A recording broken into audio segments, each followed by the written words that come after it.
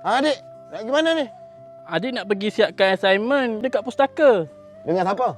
Dengan John Irazaba. Tak payah, buat kat rumah.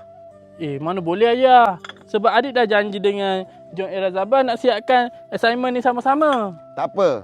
Rakyat sama rakyat janji tak apa. Jangan menteri janji dengan rakyat, tu tak boleh. Tapi ya, adik pergi ni bukan dengan John Irazaba je. Hasimi pun ada sekali. Oh, Hasimi pun ada Hasimi ada tak apalah. Ayah suka budak tu. Kenapa ayah suka Hasimi? Hasimi tu budak baik. Tak banyak perangai. Tak banyak cakap. Lagipun, ayah suka budak pakai semimata ni. Nampak bijak. Tapi ya, John Irazaba pun baik dengan adik. Baik apanya. Budak tu banyak perangai.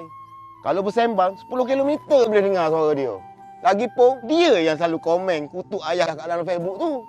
Kalau komen, panjang berjela macam karangan. Habis tu, boleh tak adik nak pergi pustaka sekali dengan Hasimi dengan John Irazaba? Kalau Hasimi ada, tak apa. Ayah harap. Adik pergi dulu ya, ayah. Hati-hati Adik, nanti adik bagi tahu kat Hasimi tu, suruh dia kirim salam kat kakak dia Baik ayah.